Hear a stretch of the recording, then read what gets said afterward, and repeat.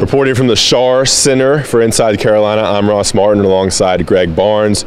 Greg, another victory for UNC, 116-67 win over Elon tonight, Friday in Elon, North Carolina. Now 2 games in, what are your major takeaways from this UNC team? Well, I think first and foremost is Cameron Johnson. Mm-hmm. I mean, he's just kind of been on fire, shooting 70% from 3, 65% from the floor, averaging 19 a game. He looks more fluid. He's got a quickness to him that we haven't seen before. I think that bodes well. He's incredibly confident.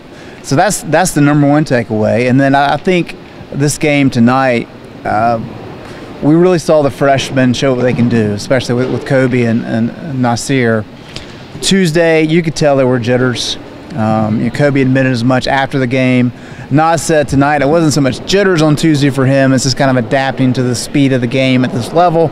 But both of them had good games tonight. I think that bodes well moving forward. So when you add those 3 guys to Luke and to Kenny, what those guys can bring, I think it sets the table pretty well for North Carolina moving forward. I think it's important to note that Cameron Johnson is hitting threes, but he's also scoring in the lane. And he's showing that flexibility and mobility he's talked about after off-season hip surgery. Nasir a little flash the athleticism, the dunking, the rebounding, the and-ones, and Kobe White did seem a little more comfortable kind of controlling the offense and in transition. So 2 wins now, Stanford on Monday. Anything that sticks out, maybe a negative that you think this team needs to work on after 2 games, but it's been pretty dominant, especially tonight against Elon? Yeah, I think a couple things we're going to continue to talk about is defense. They looked good in the second half tonight. They looked good against Wofford. First half, they were kind of sketched against Elon. But then the bigs. We know Garrison played well at Wofford, but that's going to continue to be an issue for this team. We know they can play small ball. They've got the components to do that. But defense and the bigs are kind of related, because if you don't have a rim protector, that forces the perimeter defenders to kind of sag off a little bit, and that allows the opposing team to have better looks from 3. We saw that last year. That proved to be a problem.